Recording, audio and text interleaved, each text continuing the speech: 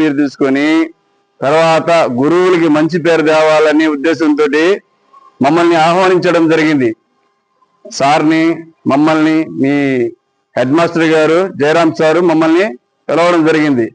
మంచి బుద్ధులు చెప్పండి సార్ పిల్లకాయలకి, వాళ్ళు మన భవిష్యత్తులో మంచి ప్రయోజకులు అవుతారు, మంచి పిల్లకాయలు మా స్కూల్ పిల్లకాయలు అని చెప్పారు. కాబట్టి మేము ఇంత దూరం వచ్చాం. ఎవరి కోసం వచ్చాం మేము? వెరీ గుడ్, మీకోసం మేము వచ్చాం. కాబట్టి మీరు ఇంటికాడ ఫస్ట్ తల్లిదండ్రులను గౌరవించాలి. తల్లిదండ్రులనే చెప్పిన మాట వినాల. తల్లిదండ్రుల్ని ఓకేనా? వింటారా? తర్వాత అక్కడి నుంచి వచ్చిన తర్వాత నీట్గా డ్రెస్అప్ అయ్యి, ఉదయం లేచి డ్రెస్అప్ అయ్యి ఫ్రెష్ అప్ అయ్యి మంచి జుట్టు వేసుకొని కటింగ్ గిటింగ్ నీట్గా చేసుకొని జడ చూసారా చక్కగా వేసుకుంది పాప. అట్లా నీట్గా అందరూ ప్రతి ఒక్కరు రావాలా. నీట్గా వచ్చిన తర్వాత స్కూల్లో టీచర్ అమ్మ మేడం ఉంటారు. టీచర్ అమ్మని ఏమని పిలుస్తారు? Madam, sir. వాళ్ళు చెప్పినవి మీరు నేర్చుకుంటే మీ పొజిషన్ నుంచి మేము వచ్చాం. ఇక్కడ మేము కూడా చిన్నప్పుడు మీలాగని అక్కడ నిలబడి ఉన్న వాళ్ళమే. అర్థమైందా? మాకు వేరే వాళ్ళు మీరు మాలాగా చెప్పితే మేము ఇంత స్థాయికి వచ్చాం కదా. మీరు కూడా ముందుకు రండి, ముందుకు రండి. అట్లా ఎవరు తలరాత్రులు ఎలా ఉంటాయో చెప్పలేము.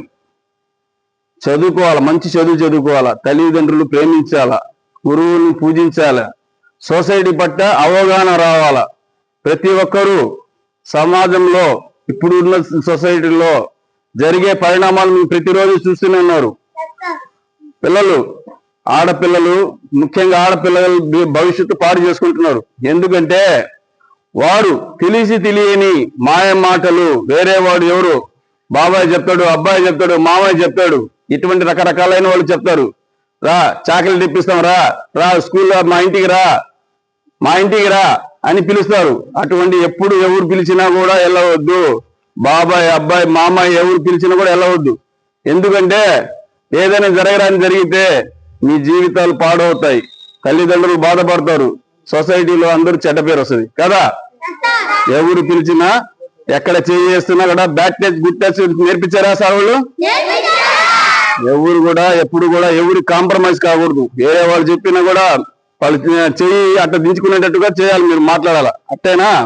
ప్రతి ఒక్కరు తల్లిదండ్రులు పూజించాలా, గురువుల్ని పూజించాలా, సమాజం పట్ల అవగాహన ఉండాలా. సెల్ ఫోన్లు ఎక్కువ వాడతారా మీరేమన్నా?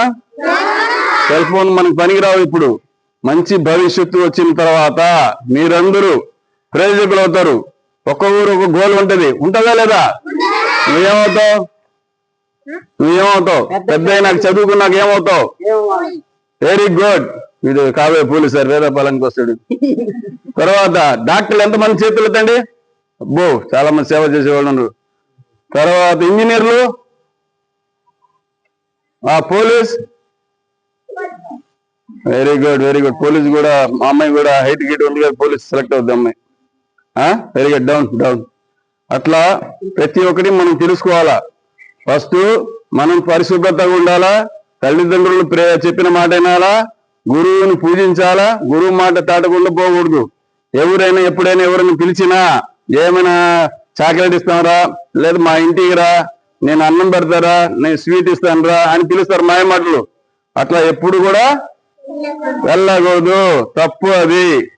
ఎందుకంటే రోజు రకరకాలైనవి జరుగుతున్నాయి. దానివల్ల మీ చిన్నపిల్లలు కాబట్టి మీకు తెలియదు.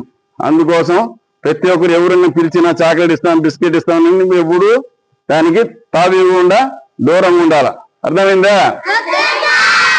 ప్రతి ఒక్కరు శుద్ధంగా చదువుకుంటారా? చదువుకొని మంచి భవిష్యత్తు తెచ్చుకుంటారా? ఎస్ సార్ అనండి. Okay, very good. Good girls, good boys. Thank you sir. ఇప్పుడు మా సార్ మాట్లాడుతూ 2 నిమిషాలు మీ మంచి కోరి మంచి మాటలు చెప్తారు, వినండి సార్ మాటలు కూడా. SI sir. ఇక్కడ ఉన్న టీచర్స్ అందరికీ నమస్కారం. మీ అందరికీ మీ ఫాదర్ ఏం పని చేస్తారమ్మా? దేనికి దేనికి? మెకానిజం. సరే, మెకానిజం.